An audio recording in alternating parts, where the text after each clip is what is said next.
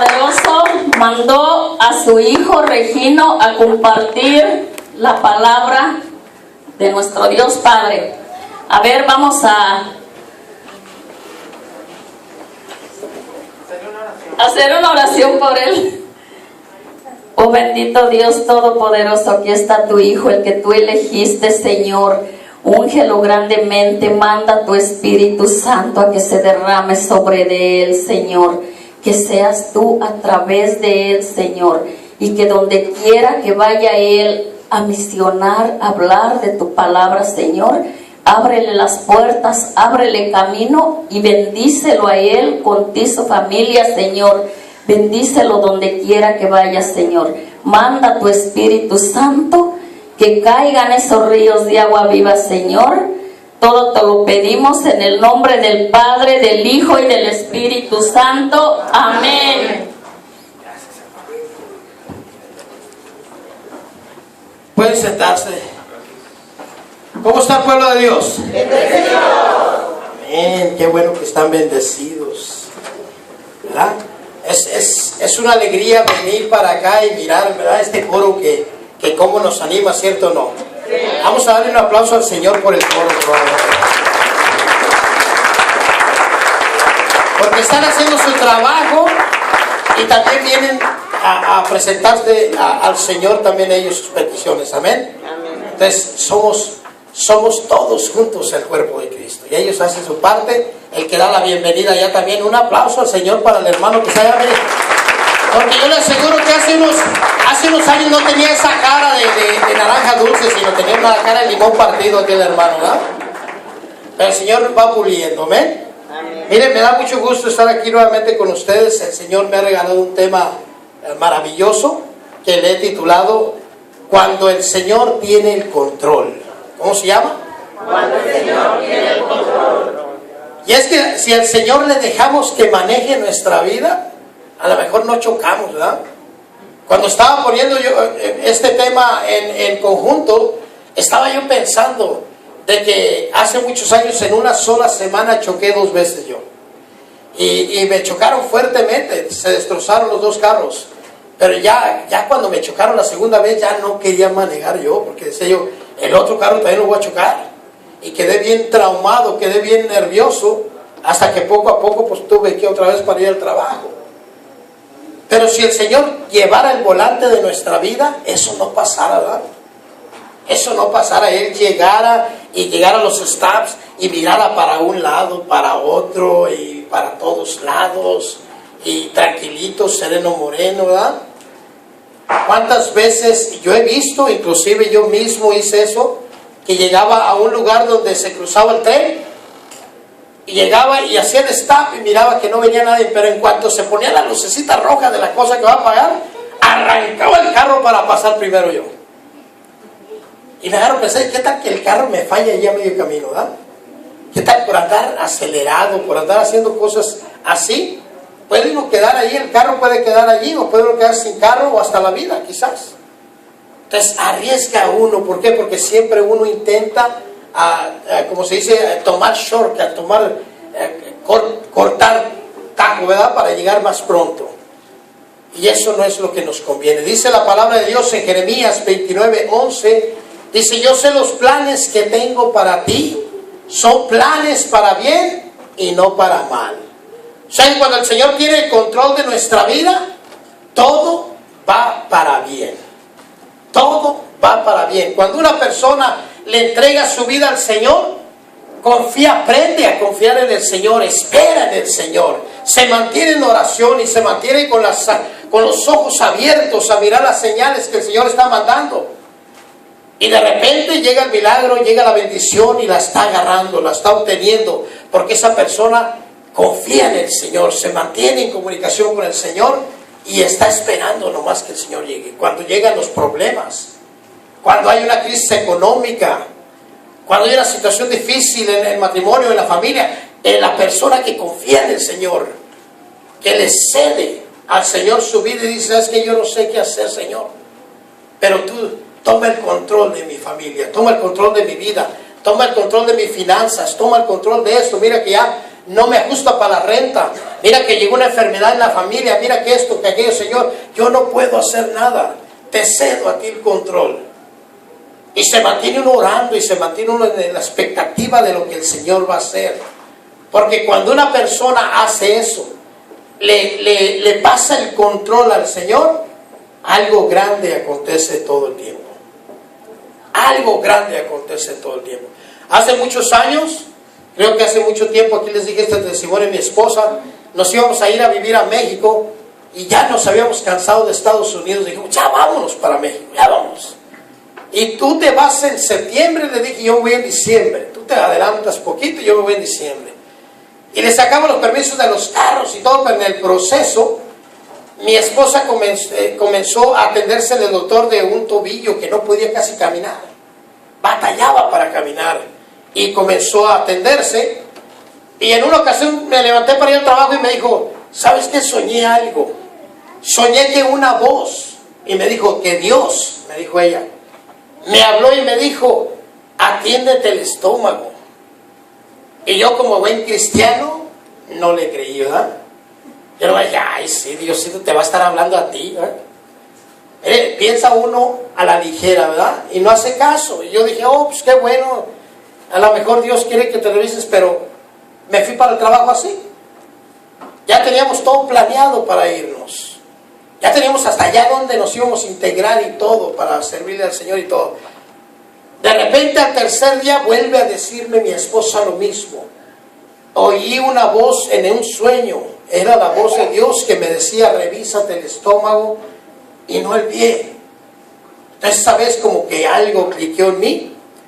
Y dije, le voy a decir a mi esposa lo que yo pienso. Y le dije, ¿sabes qué? Tú y yo tenemos poca fe.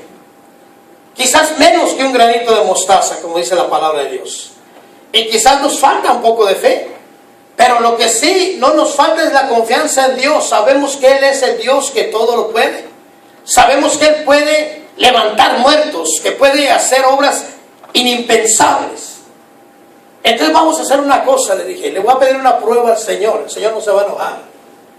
Le voy a pedir una prueba por mi falta de fe. Vamos a ir al doctor. Tu cita la tienes mañana. Vamos a ir al doctor. Y tú le vas a decir al doctor lo que has soñado. Si es obra de Dios, el doctor te va a hacer caso. Y si no es obra de Dios, pues Él te va a juzgar. Y yo le eché el paquete al Señor allí. Yo me puse y lloré al Señor. Le dije, ¿sabes qué, Dios? Pues no tengo la fe suficiente para creer que eres tú. Necesito una prueba y necesito que por favor me hagas esto, ¿verdad? Esa es la prueba que yo necesito para saber que tú estás queriendo obrar en mi esposa. Y dicho y hecho, fuimos al doctor. Y cuando llegamos, el doctor sacó el expediente del talón y comenzó a hablar. Y le dijo a mi esposa, espéreme, doctor, tengo algo que decirle. Y 2 ocasiones soñé que la voz de Dios, que una voz me decía esto, y le contó. Y mire que el doctor para rápido le dio el cerrón al portafolio que traía. Lo dejó a un lado y le dijo, vamos a hacer caso a esa voz. Te voy a mandar ahorita mismo a un especialista. Cuando la manda a un especialista, el especialista nos dice, tienes múltiples tumores cancerosos en el colon. Se nos fue la vida para atrás, ¿verdad? Pero dijimos, mira, si era Dios el que estaba hablando. Tenía muchos pólipos cancerosos en el colon. Y ya, pues ni qué esperanzas de irnos a México ya. Allá no hay aseguranza ni nada. Dijimos, ahora te tienes que atender. Tenemos que quedarnos. Y recuerdo que pensaba mi esposa hasta lo peor y decía, ya me voy a morir. Ya me voy a morir. Y yo le decía, mira, parece crudo lo que le decía, pero ella, mira, si te vas a morir, no te preocupes porque te vas a ir con Dios. Y si no te vas a morir porque Dios decide dejarte, no te vas a morir. Pero de que si hay una cosa que es realidad, es que Dios mismo te ha avisado de la enfermedad. Entonces, si Dios mismo te ha avisado, quizás Él te quiere sanar y no te quiere dejar morir porque Él te ha avisado de esta enfermedad. Y bueno, así nos la pasamos un tiempo. Cuando la operaron a mi esposa, la operaron y le abrieron y le cortaron y se dieron cuenta que no tenía tenía cáncer para nada. Estaba totalmente mi esposa bien.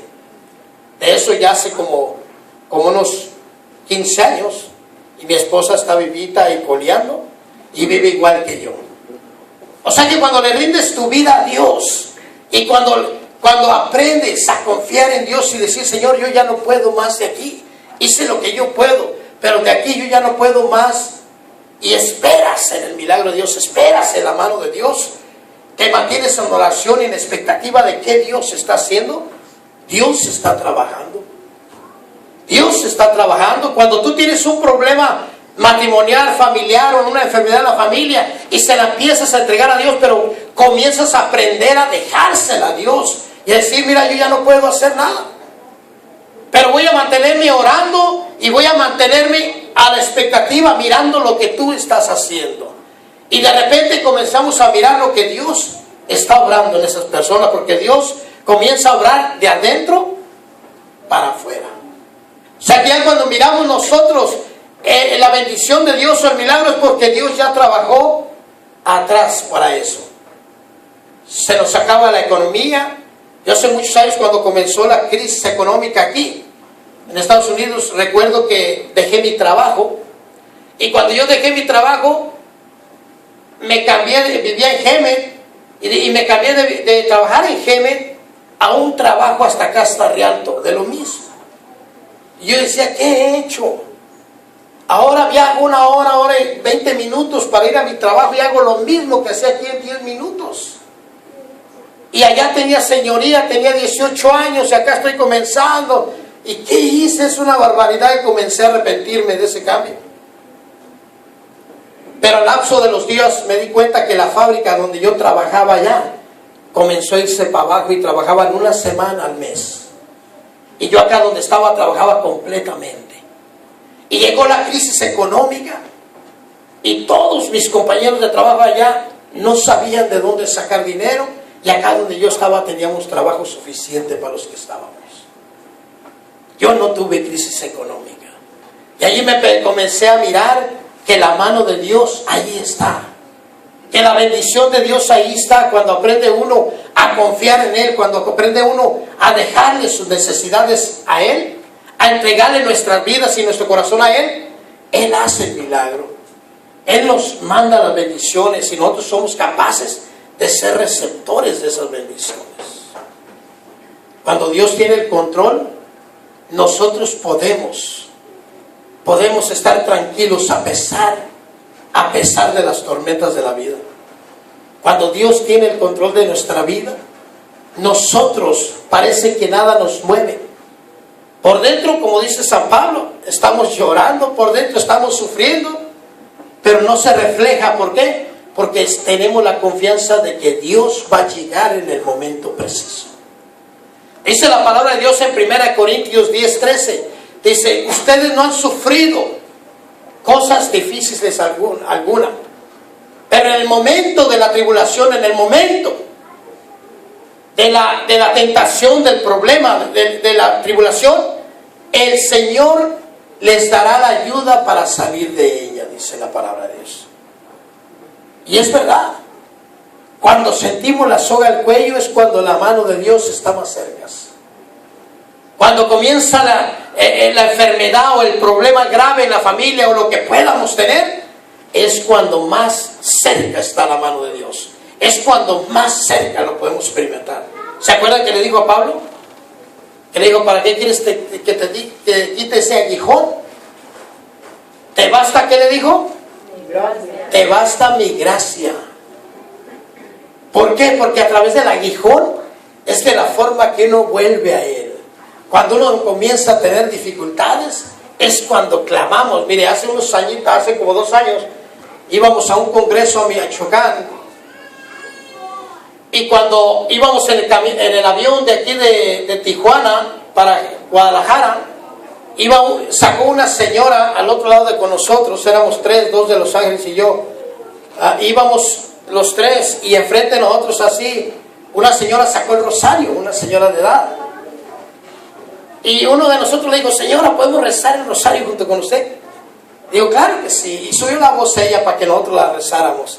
Y el hermano invitó a los demás también, de los demás cientos. ¿Quiénes? Recemos el rosario. Haga de cuenta que traían la revista aquí y le hacían. Se tapaban, se ocultaban, hacían que se quedaban dormidos, hacían como que las palabras no les entraban. Quizás algunos protestantes que irían allí también dirían, estos lo que fuera, ¿verdad? Pero llegó el avión a Guadalajara y ¿qué cree? Que se andaba estrellando el avión. Cuando va a aterrizar se oye un golpazo tremendo que yo miro por una ventanilla y la ala izquierda casi pega en el suelo, tanto así, mire, a punto de estrellar la ala al suelo. El piloto era experimentado. Al momento que él miró que algo estaba mal y algo tronó, le dio el aceleradón a ese avión y lo levantó de nuevo para arriba. Y lo pudo levantar y no se alcanzó a estrellar. Entonces cuando andaba arriba decía yo, bueno, ya no sé si vamos a bajar o no, porque si fue el tren de aterrizaje el que sufrió, pues ya quedamos. Yo sí ponía en mi mente eso. Entonces yo comencé a decir, Señor, pues mira, yo creo que estoy en tus brazos, yo creo que yo te quiero, yo estoy haciendo tu obra, yo trato de vivir mi vida de acuerdo a tu voluntad, y yo estoy confiado de que me voy a ir a tu presencia. Te encargo a mi esposa, te encargo a mis hijos, si ya no los vuelvo a ver, y que cuente lo que yo he tratado de hacer en mi caminar para la salvación de cada uno de ellos. Y le estaba yo diciendo eso, cuando de repente los de atrás y todos comenzaron a decir, saquen el rosario, saquen el rosario. Cuando dijeron eso, la persona que les había invitado, el compañero, el hermano que iba en medio de nosotros, que les había invitado, se paró y les dijo, ¿ahora sí quieren que saquemos el rosario? Pues ahora no lo sacamos, le dijo. ¿Miren? Con esa frialdad le dijo él, ahora no lo sacamos. Ya rezamos lo que teníamos que rezar. Y no lo sacamos. Ahí nos aguantamos. Nos tocó la bendición de que el avión pudo aterrizar después de como unas 6-7 vueltas que dio. Yo creo que el piloto ahí quitándose los nervios, pero dio muchas vueltas y luego aterrizó. Ya cuando aterrizó besamos el suelo. Yo me arrastré ahí como los perritos, me di vueltas en el suelo y todo porque aterrizamos, bendito sea Dios. Pero yo creo que la mano de Dios estuvo desde que aquella señora sacó el rosario. Que aquella señora saque ese rosario y la acompañamos. Desde ese momento estábamos bajo la protección de Dios. Desde ese momento. Cuando una persona se encomienda a Dios, cuando una persona le entrega su corazón a Dios, su vida a Dios, nada malo puede acontecer. Nada malo le puede pasar. Y la palabra de Dios nos cuenta, por ejemplo, en el libro de Josué, en el capítulo 2, ¿quieren leerle un poquito? ¿Trae Biblia? Sí, no trae. ¿Sí trae Biblia? ¿Cuántos traen Biblia? Levante la mano, a ver, ¿cuántos traen Biblia? Ah, era que muchos, ¿verdad? Van ganando los que no la traen, ¿verdad?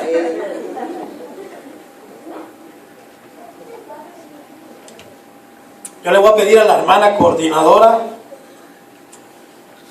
que nos diga a todos los predicadores, ¿verdad? Que vengamos, que leamos la palabra de Dios con ustedes. Porque es necesario de que, por ejemplo, de cada jueves que vienen a la asamblea, se lleven un versículo en la mente para que lo vayan viviendo durante la semana. Por ejemplo, ahorita yo les dije 2 citas bíblicas ya. ¿Cuáles les dije? ¿Se acuerdan cuáles? ¿Jeremías qué? 29:11. ¿Y qué decía? Ay, no alcanzó a apuntar eso, ¿eh? Decía, yo sé los planes que tengo para ti. Son planes para bien y no para mal. Palabra de Dios. ¿Y cuál otra les dije? ¿Cuál? No, esa le acabo de decir ahorita. Primera de Corintios. Primera de Corintios, ¿qué? 10:13. ¿Y qué decía?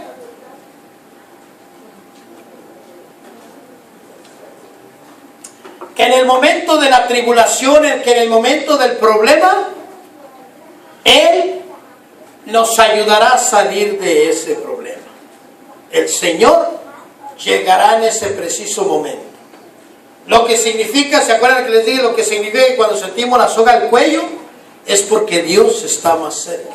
Es porque Dios está ahí, porque dice 1 Corintios 10:13, en el momento de la tribulación, Él les dará la fuerza para salir de ahí, la inteligencia para salir de ahí, la sabiduría para salir de ahí, el espíritu para salir. Dios nos dará lo que necesitemos para salir del problema, para salir de la situación. Amén. Y ahorita vamos a leer un poquito de Josué capítulo 2. Ahí nos cuenta la historia de una mujer, la Biblia. Y esta mujer no era del pueblo de Dios, era una mujer de Jericó. ¿Alguien miró la serie esa de Josué en la televisión?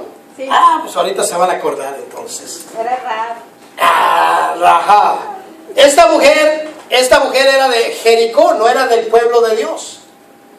Y tampoco era una mujer pura, tampoco era una mujer santa. Dice la palabra de Dios que ella se ganaba la vida prostituyéndose, era una prostituta, ¿verdad? Allí en Jericó. Ella vivía en lo más alto de Jericó, donde la muralla pasaba, y las casas más altas que había ahí de la muralla, ahí estaba la casa de esa mujer. Y la casa de esa mujer era lo que se llamaba un mesón, lo que se llamaba una casa de paso, ¿verdad? Que ahorita son los hoteles que están por ahí en Tijuana, que metes el carro y los escondes, ¿verdad? Era algo así parecido. No es que en ese tiempo no había carro, había camellos. Pero así llegaban. Y esta mujer era una mujer común y corriente, que pensaba que se ganaba la vida de esa manera. Era la única forma que sabía, quizás, y era lo que hacía. Se prostituían las personas que llegaban allá a su casa, pues ahí se prostituía y ganaba doble, ¿verdad? Decía, tanto por el cuarto y tanto por el uso del servicio, ¿verdad? Entonces, así se ganaba la vida. Pero llegó un momento que esta mujer se cansó. Estaba harta. Ella sabía, mire, cuando uno hace las cosas malas, cuando uno hace algunas cosas malas, hay algo dentro de nosotros que nos dice que eso está mal. A pesar de que intentemos nosotros así como cerrar el corazón, que intentemos hacer lo que quieramos, hay algo dentro de nosotros que nos dice, estuvo mal lo que hiciste, ¿cierto o no? Sí. Si robamos, ay, ¿para qué robé? Mira, pobrecito, lo dejé sin esto. Si le hacemos un gesto a una persona y de repente al rato la volteamos a ver, la miramos a esa persona con una carita dulce y decimos, ay, pobrecita, ¿para qué le hice esto?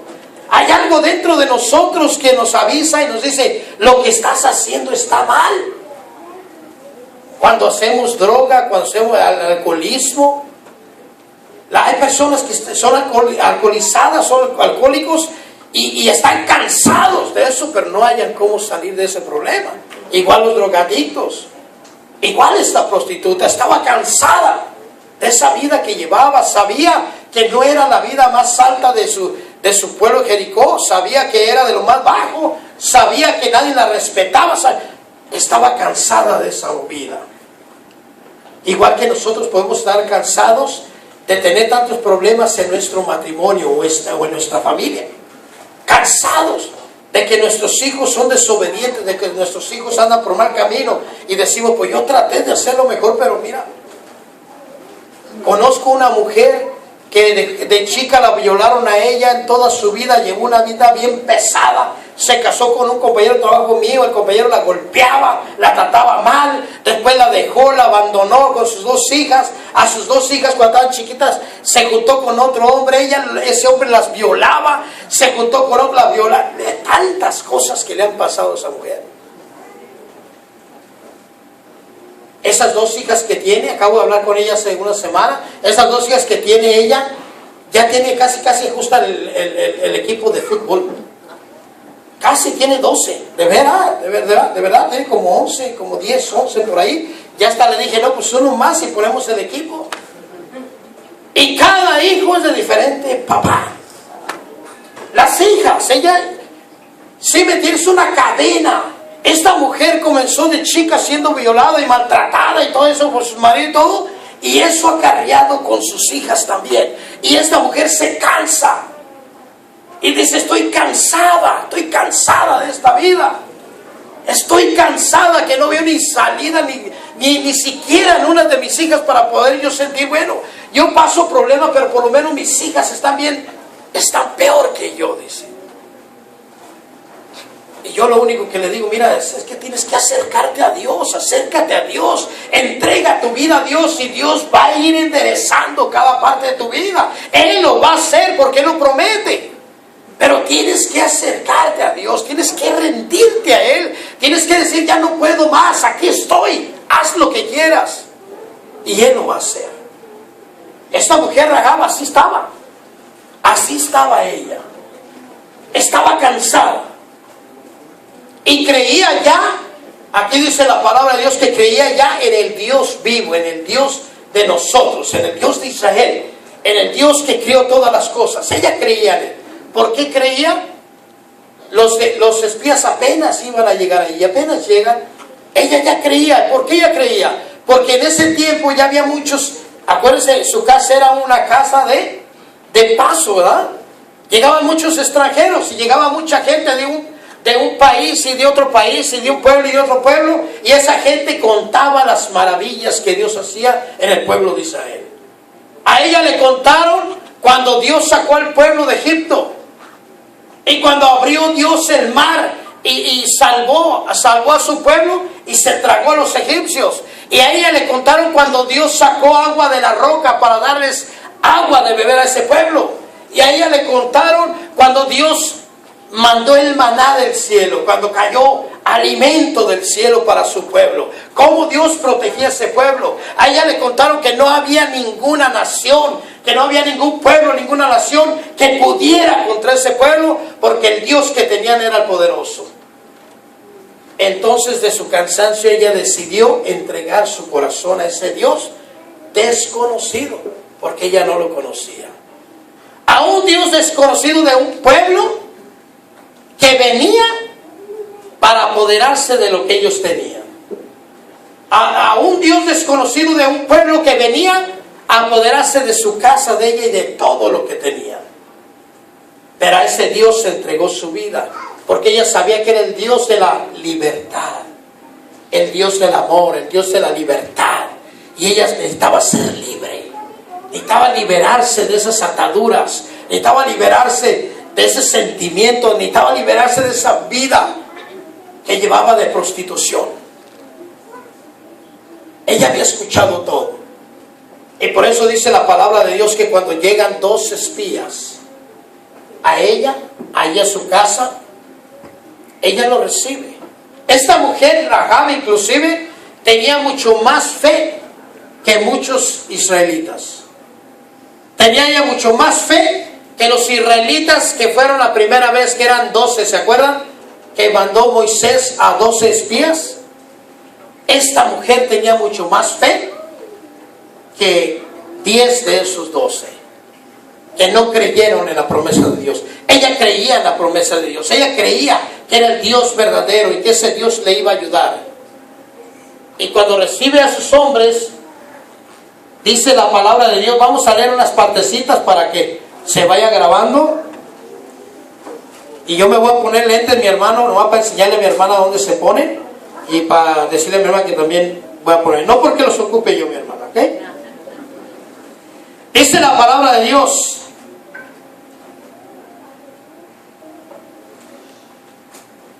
vamos a comenzar del versículo 1. Dice: desde Sittim, Josué mandó en secreto a 2 espías y les dijo: vayan a explorar la región y a la ciudad de Jericó. Ellos fueron y llegaron a la casa de una prostituta de Jericó que se llamaba Rahab, en donde se quedaron a pasar la noche. Pero alguien dio aviso al rey de Jericó diciéndole: unos israelitas han venido esta noche a explorar la región. ¿A quién le dijeron? Josué. En esta historia Josué representa ¿a quién? En esta historia Josué representa a Dios. es el representante de Dios en esta tierra, en este momento. Y el rey, ¿ese a quién representa? A Satanás, al enemigo. Entonces dice que le fueron y le dijeron al enemigo: unos israelitas han venido esta noche a explorar la región. Entonces el rey mandó decir a Rahab: saca a los hombres que vinieron a verte y que están en tu casa, porque son espías. Pero ella los escondió y dijo: en verdad, es verdad que unos hombres me visitaron, pero yo no supe de dónde eran.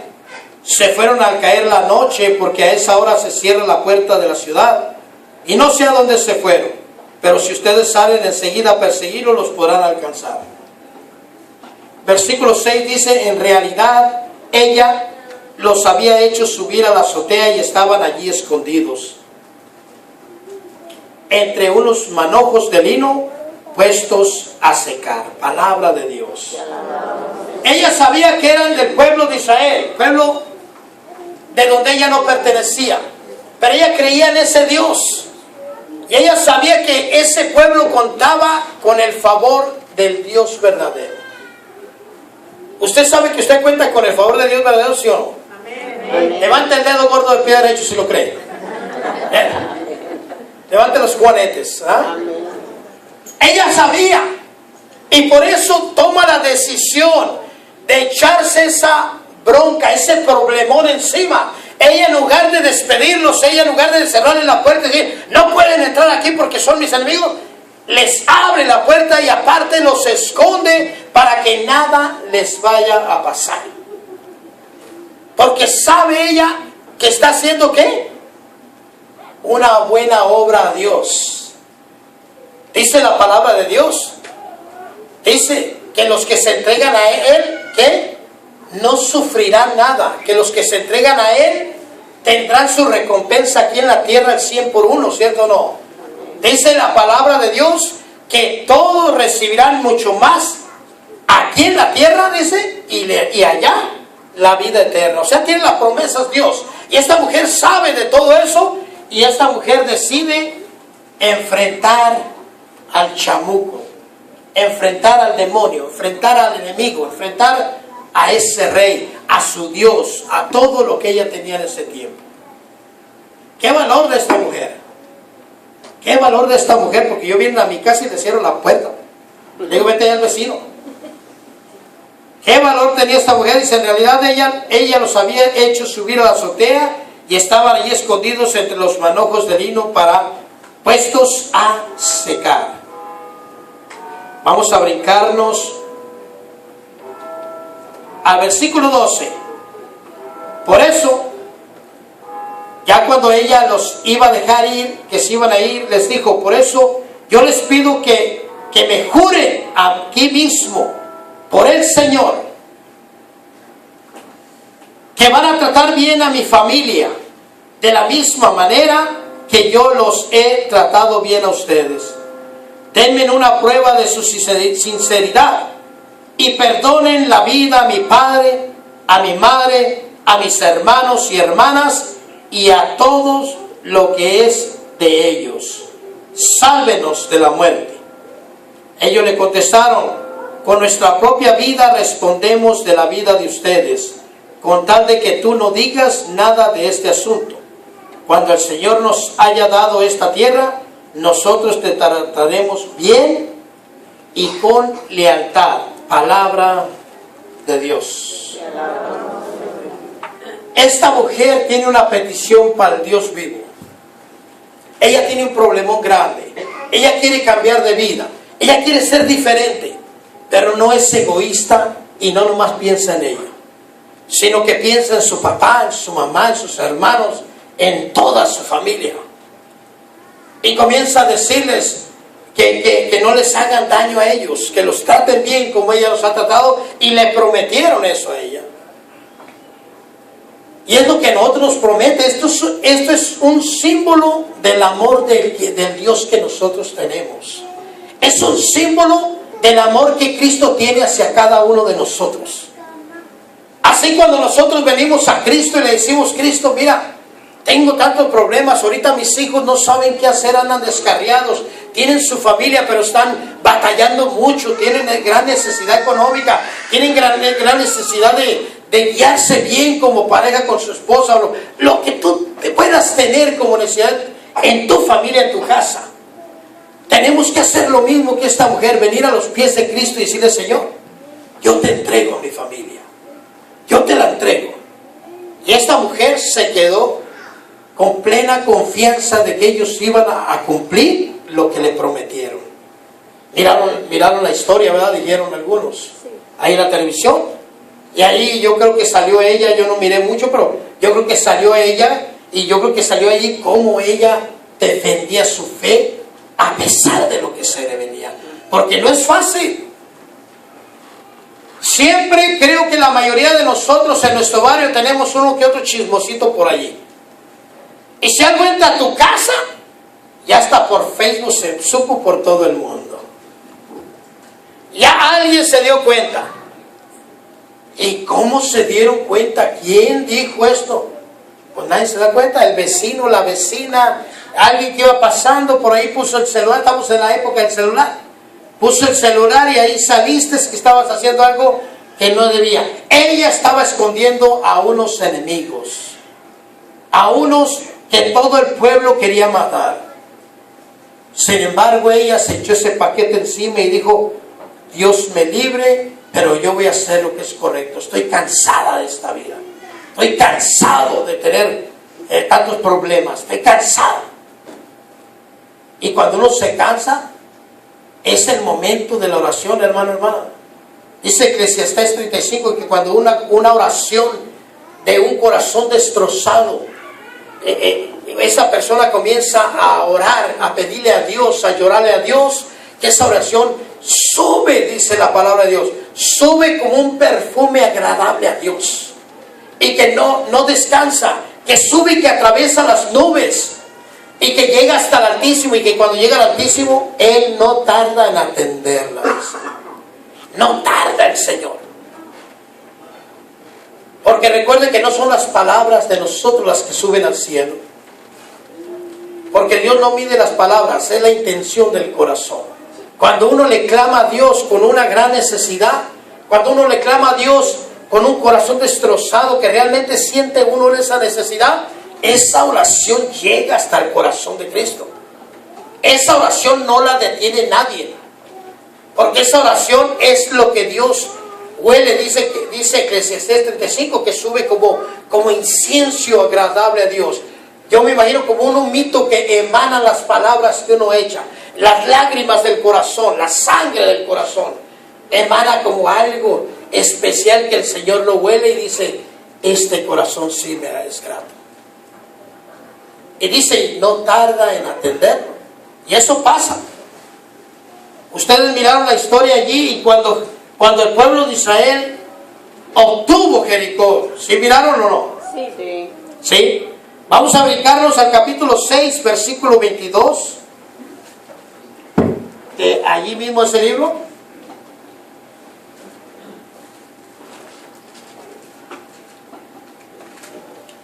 Dice la palabra de Dios: cuando ellos llegan allí a la tierra prometida y que comienzan a apoderarse de ella, les dice: Josué le dijo a los 2 espías que habían explorado la tierra: vayan a la casa de la prostituta y sáquenla de allí con todos los suyos, tal como ustedes lo prometieron.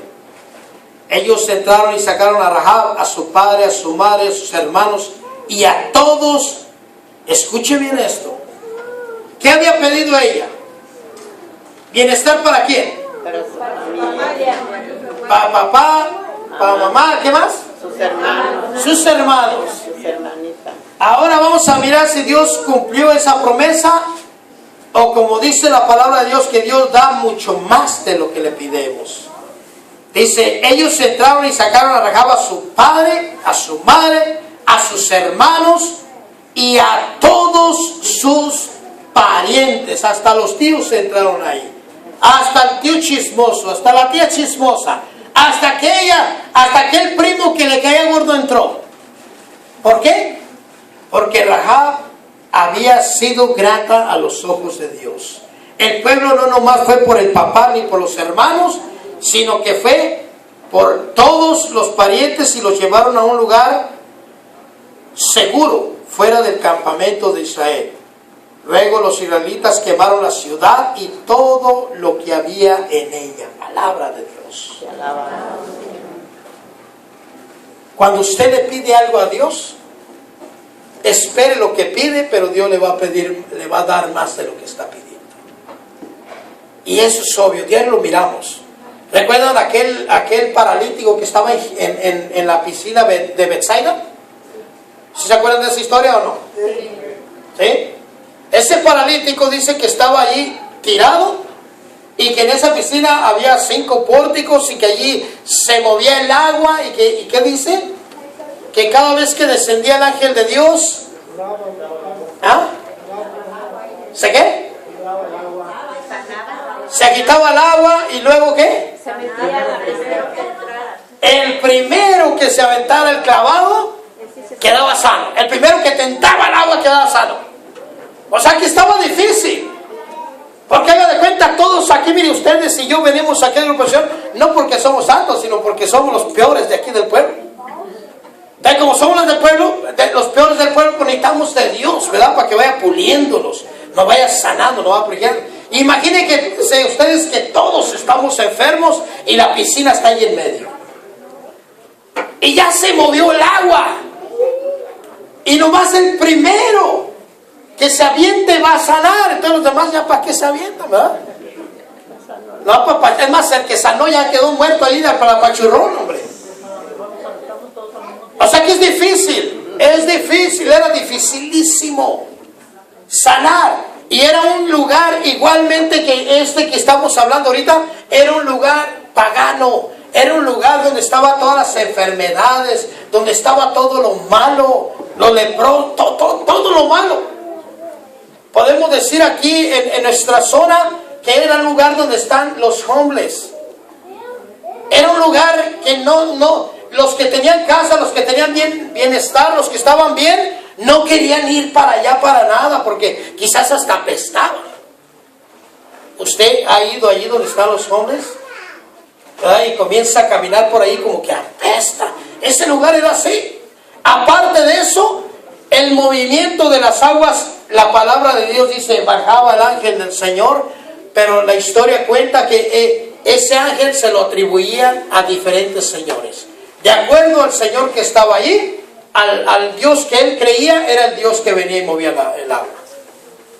Algunos en nuestra época pueden decir, de acuerdo al testigo de Jehová, de acuerdo al mormón, de acuerdo al de la luz del mundo, de acuerdo al adventista, de acuerdo al católico, es el Dios que mueve el agua, ¿verdad?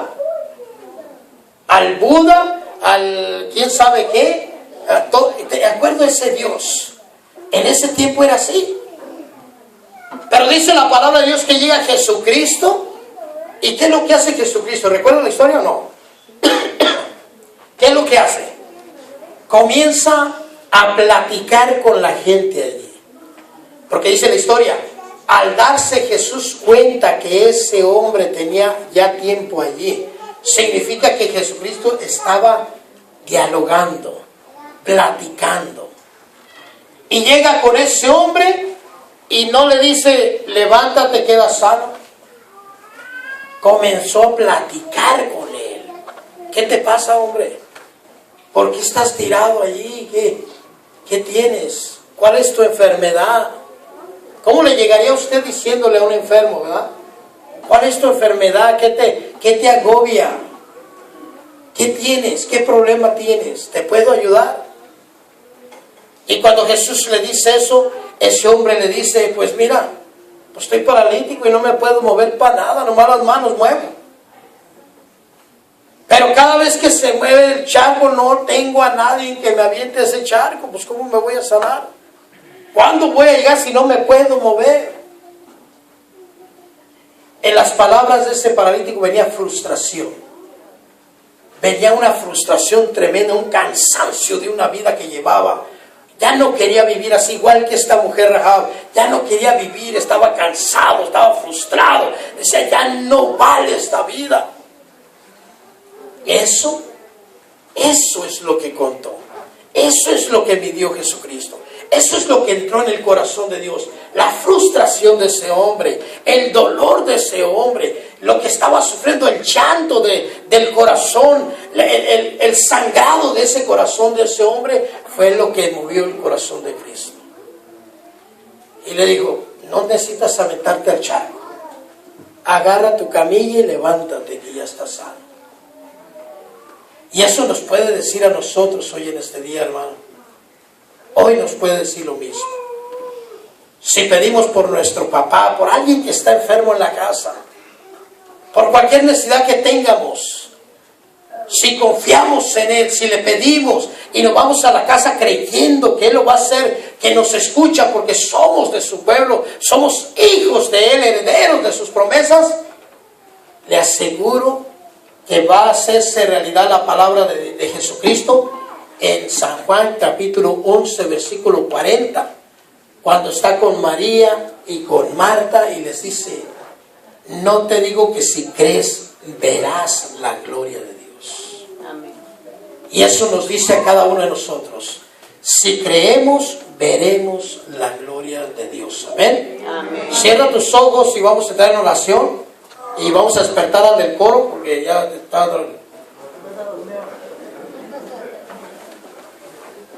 No se durmió, ahí estaba bien puesto.